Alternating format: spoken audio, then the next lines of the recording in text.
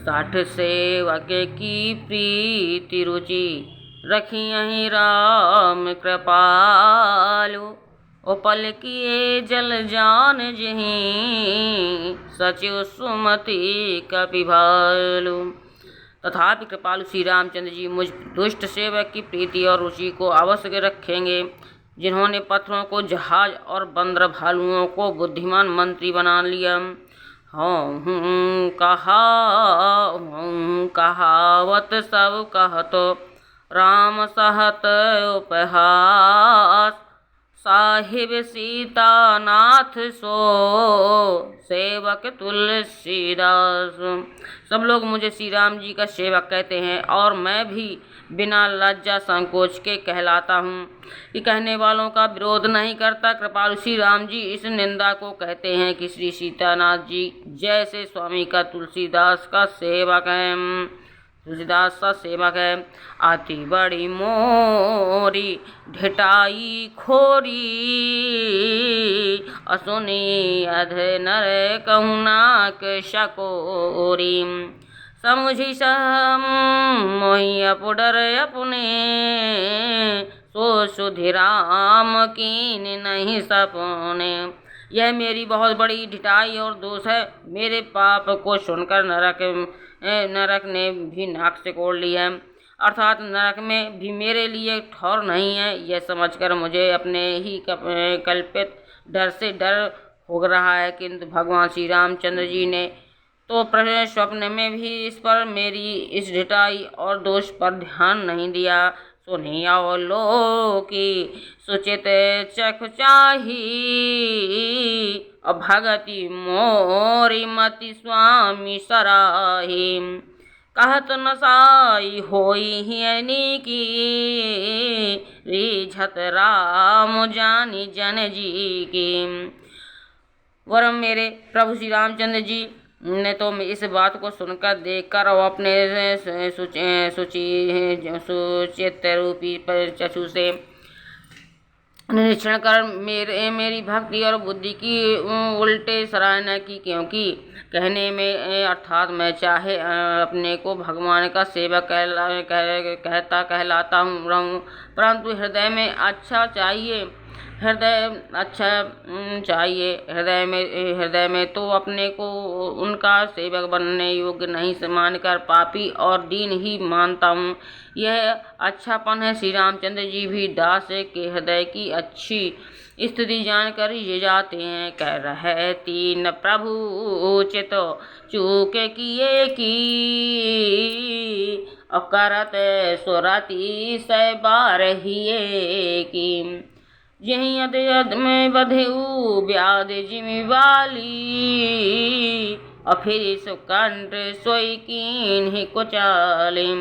प्रभु के चित्त में अपने भक्तों की हुई भूल चूक याद नहीं रहती, वे उसे भूल जाते हैं और उनके हृदय की अच्छाई नेकी को 100 बार याद करते रहते हैं। कि जिस पाप के कारण उन्होंने बाली को ब्याध की तरह मारा था, वैसे ही कुचाल फिर सुग्रीव ने चली। सोई कर तूती भीषण केरी सपने हुसो न राम ही हेरी। ते भरतई भेटत सन्माने राज सभा रघुवीर बखाने। वही करनी विभीषण की थी, परंतु श्री रामचंद्र जी ने स्वप्न में भी उसका मन में विचार नहीं किया।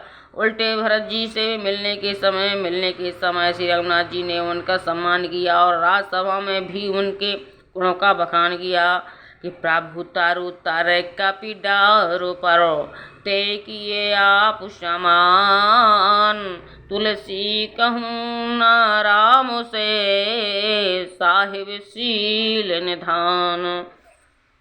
कि प्रभु श्री रामचंद्र जी तो वृक्ष के नीचे और बंदर डाली पर अर्थात कहाँ मर्यादा पुरुषोत्तम राम सच्चिदानंद धन परमात्मा श्री राम जी और कहाँ में पेड़ों की शाखाओं पर कूदने वाले बंदर, परंतु ऐसे बंदरों को भी उन्होंने अपने समान बना लिया। तुलसीदास जी कहते हैं कि श्री रामचंद्र जी सरीखे शील निधान स्वामी कहीं भी नहीं है।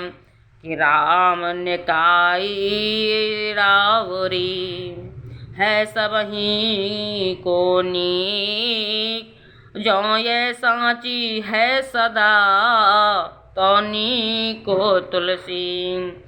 हे श्री राम जी, आपकी अच्छाई से सभी का भला है, अर्थात आपका कल्याणमय स्वभाव सभी का कल्याण करने वाला है। यदि यह बात सच है तो तुलसीदास भी सदा कल्याण ही होगा। कि यही विधि निज गुण दोष कही, सबहि बहुरी सिरुनाई। बरनऊ रघुवर बेसद जसो, सुनि कली कलु सुनसाई। इस प्रकार अपने गुण दोषों को कहकर और सबको फिर सिर नवाकर मैं श्री रघुनाथ जी का निर्मल यश वर्णन करता हूँ कि जिसके सुनने से कलयुग के पाप नष्ट हो जाते हैं। कि जाग बल के जो पाप नष्ट हो जाते हैं। जाग बल के जो कथा सुहाई, भरद्वाज मुनिवर नहीं सुनाई। कहियौ सोई संवाद बखानी, सुनहु सकल सज्जन सुख मानी। कि मुनि यज्ञवल्लभ जी ने जो सुहावनी और मुनि श्रेष्ठ भरद्वाज जी को सुनाई थी, उसी संवाद को मैं बखान कर कहूँगा। सब सज्जन सुख का अनुभव करते हुए उसे सुने। शंभु कीन यह चरित सुहावा, बहुरी कृपा करियो मही सुनावा।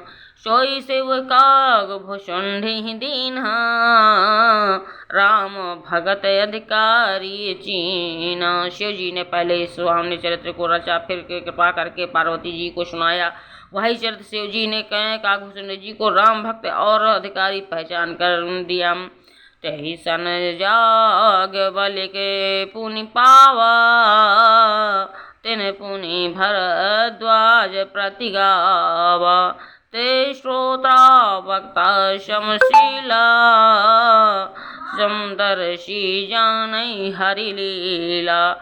कि उन कागभूषण जी से फिर याज्ञवल्क्य जी ने पाया और उन्होंने फिर उसे भरद्वाज जी को गाकर सुनाया। वे दोनों वक्ता और श्रोता याज्ञवल्क्य और भरद्वाज समानशील वाले और समदर्शी हैं और श्री हरि की लीला को जानते हैं। जानहि तीन काल निज ज्ञान, करतल गत आमलक समान। और जे हरि भगत सुजाना, कहीं सुनई समझई विधि नाना। वे अपने ज्ञान से तीनों कालों की बातों को हथेली पर रखे हुए आंवले के समान प्रत्यक्ष जानते हैं।